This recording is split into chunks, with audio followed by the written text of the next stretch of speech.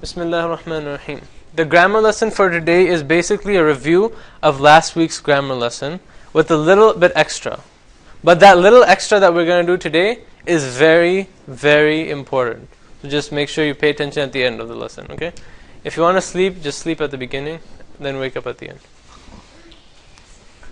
So, review. There are three types of words: ism, fi'l, and harf.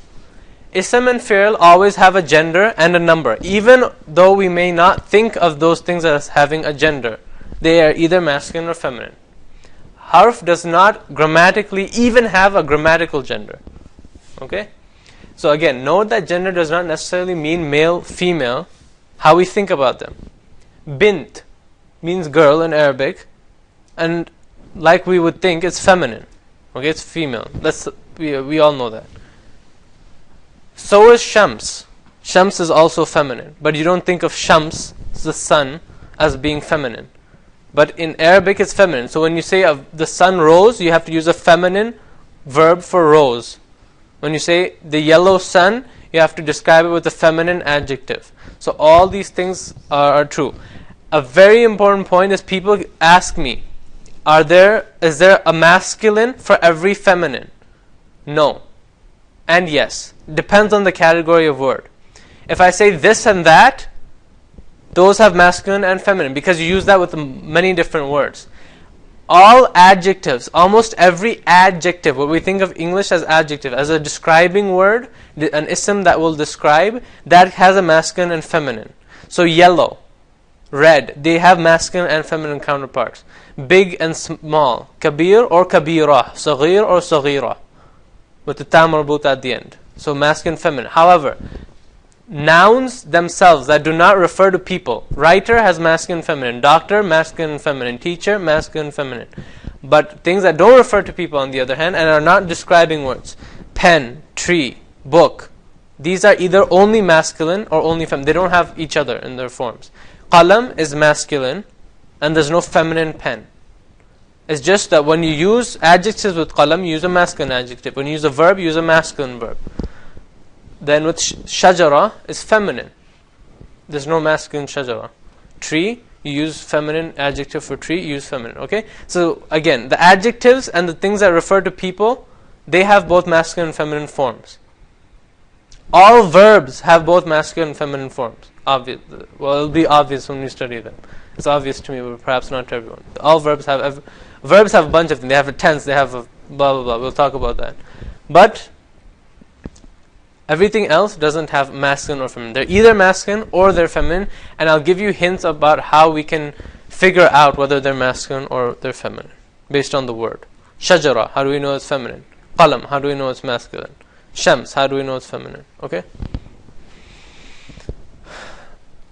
A point on verbs. Again, verbs we're not going to study till a while away, but we're going to, and unfortunately, even though we won't study them until Unit 2, every single ayah has a verb almost. Okay, there are verbs in multiple ayahs, and we'll continuously have to grapple with all the complexities of the verb because it's a very complex thing. In addition to a gender and number like ism, verbs have person, tense, mood. In the same word, you have a gender, a number, a person, a tense, and a mood, and other things. What are all these things? It's not really that important. I can go over them very simply. Tense is past, present, future. We'll be talking about this because, like I said, anzarta is in the past tense. You warned them. Tundir is in the present tense. You warned them. Okay? So we will be talking about these things, and I just wanted to give you a heads up before we study them in detail. So past, present, future, every verb has that. Every verb has first person, second person, third person. This is a hazy concept, but first person is the speaker, I. Anything with I or we is first person. There's also a number. I is singular, first person. That could be past, present, or future. Okay? In Arabic, you actually don't really have a future by itself. So it's past or present / future. Okay? The second person, meaning you or you all. And again, that could be singular or plural. So you pick a gender, you pick a number, you pick a person, and you pick a tense. Every time you have to use a verb in an Arabic sentence, you have to have a gender, a number, a person, a tense. And every time you pick one, masculine versus feminine, you add letters to the verb, basically, is what you're doing. So for the gender, for the number, the person, and the tense, there's a separate word.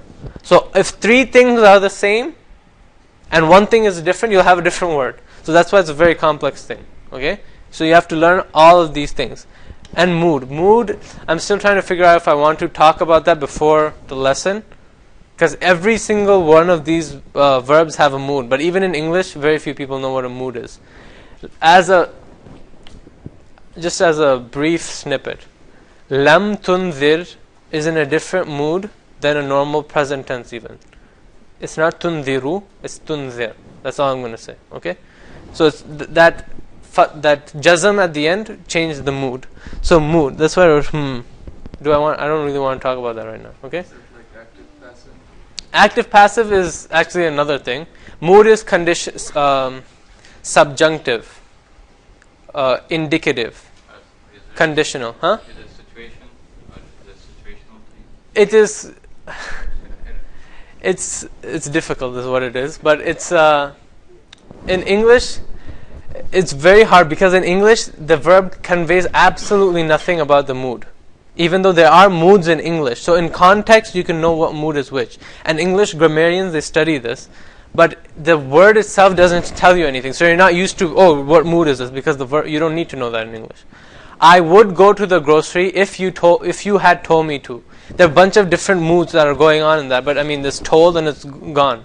I would have gone to the grocery. But that would have gone is like conditional or something, for example. And again, we'll study these because in Arabic it changes the tense. Li yaftariya, like when we were I was discussing with somebody about what li does to the beginning of a verb, to the verb. You might have, so you may. You might. Okay, li yakhruj, like that. So again, mood is, it's just going over my head right now too, so we'll just leave it at that, okay? But again, the important ones are this: gender, number, person, tense. 4 things that can change a verb with the same root. They all have the same root. And what is root? Well, good question. That's what we're discussing next. Okay? Root letters. 3 most important letters in any ism or fi'l. Every single ism or fi'l has a root. Sometimes they're very easy to find. What is the root of kataba? Kaf, ta, ba. What is the root of katib? Well, there's an alif there, but it's still kaf, ta, ba. What is the root of yakhda'una? We had yakhda'una, they deceive. Khada'a, because we know ya. Okay, and the other thing that will help you decide whether this is the root or not. The root is 3 most important letters. These letters are not involved in indication of number, tense, mood, and gender, what I was talking about earlier. So the extra letters, the ya, waw, noon, for example, what is that? That is number, tense, and gender. Ya, waw, noon is they, third person, masculine, plural, meaning they, masculine. Okay, third person, masculine, plural. Number, gender, tense, gender. Okay. Let's see. Oh, and also we have tense, number, gender, person. I forgot person. Person, exactly. Person. Okay. So we also have this. So we have tense. It's present tense. Present tense, third person, masculine. Okay. So we have number, person, gender, tense, and then also has a mood, but whatever. So ism and so the root is the 3 most important letters, and these letters are not involved in that. So in yakhda'una, ya, waw, and noon are involved in that, so you don't count those. Khada'a is the root. In nouns is a little bit easy because you only have pretty much number and gender. There's no tense, mood, or person in a noun. So just number, gender. So for example, katib, katiba. The ta marbuta makes it feminine. We'll talk about this. But so it's not part of the root. Kataba is still the root. Kaf, ta, ba. Okay? That's pretty much it. That was the lesson for today. So, but we just need a lot of practice because taking roots is tricky sometimes. So if you have sawa, for example, actually a bad example, let's do that at the end. Let's do yaqulu is also, I'm writing a lot of bad examples, so let's do that at the end too. يقول كفروا. Very good. Okay. So the waw alif, you noticed it was indicating tense, gender, person, and all that number. Okay, it means they in the past tense.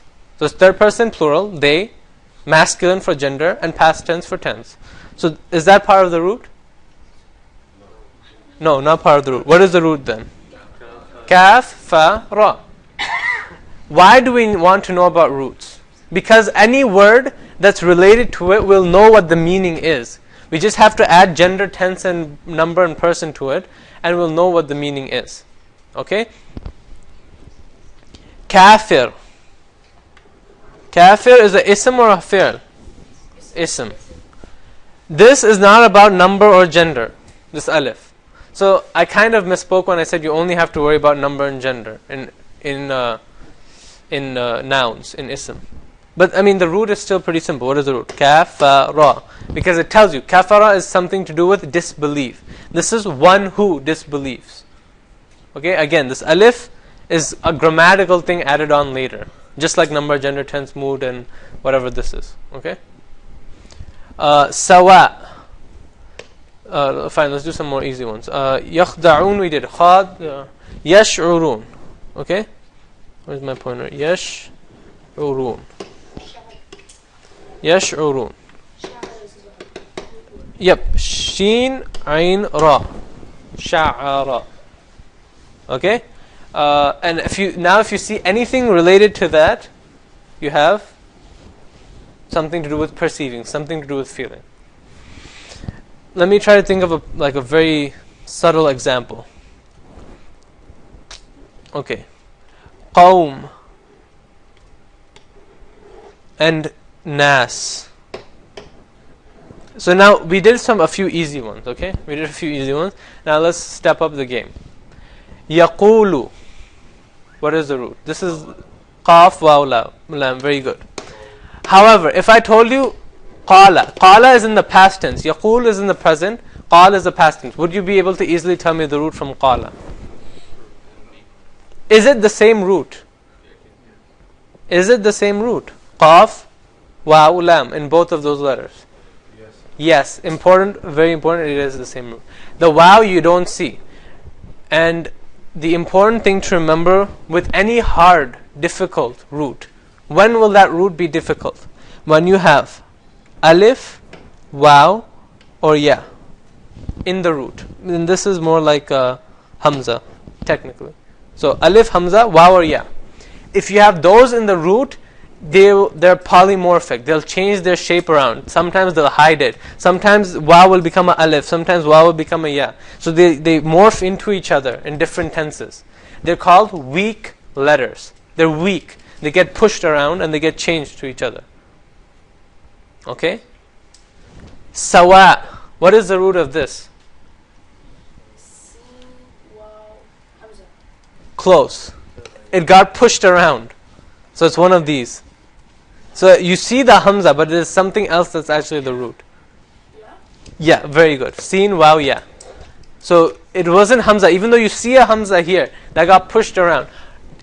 The powerful thing about roots though, is in other forms of this root, you do see the ya. Sawwa means to shape. Sawwa.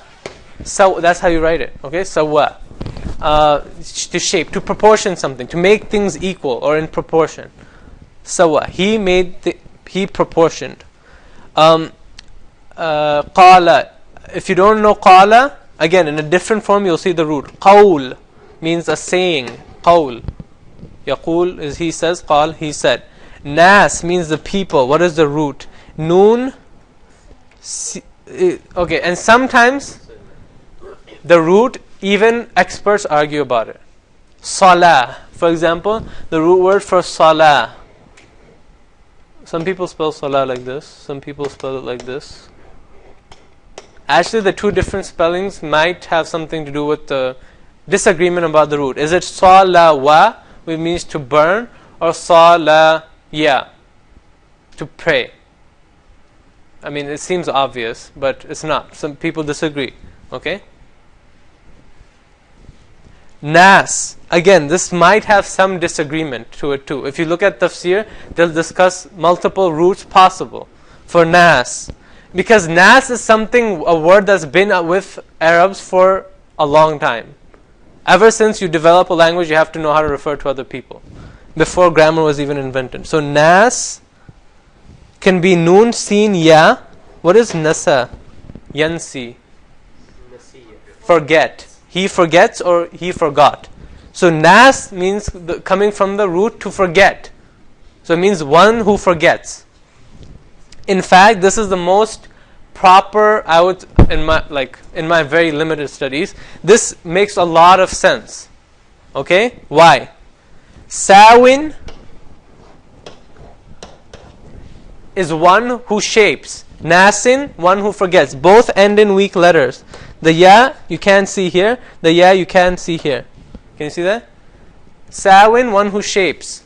Nasin would be the technical one who forgets. There's no sawu, but there is nasu. Okay, that's a hole in my argument. But anyways, sometimes it's not very straightforward, is what my point is. Okay, it's not straightforward. So if you can't find the root, it is definitely an exercise, something you have to use your mind for. You have to think, have I heard anything similar to it before? Marid. Mumarrid. For example, if I just, in a random sentence, you know how fast Arabs talk sometimes, right? Like you can't understand. Any other language, Spanish. When you listen to Spanish, it sounds like they're speaking at the speed of light. Mumarrid. If I told you, if you heard mumarrid for the first time, oh, I don't know what that means. Marada. Now you do. Marid. We had that. Fi qulubihim marad. In their heart is a disease. So mumarrid, there's extra meme there, but the root is mim ra da.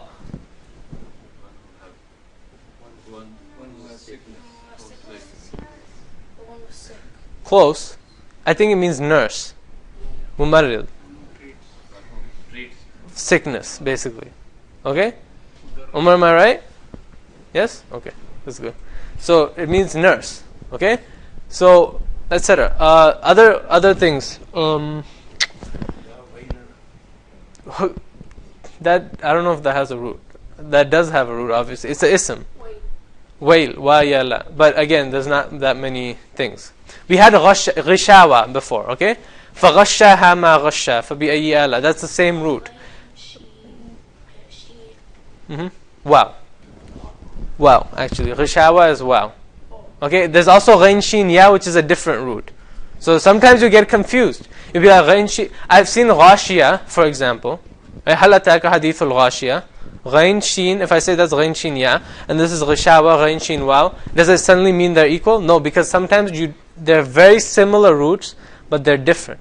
Okay, so it's a pretty big exercise. So I think that's enough for me ranting on the recording. I'll rant off the recording some more. Okay, so subhanakal. That's the grammar lesson for today. Subhanakallahumma bihamdik. Nashhadu an la ilaha illa ant. Nastaghfiruka wa natubu ilayk.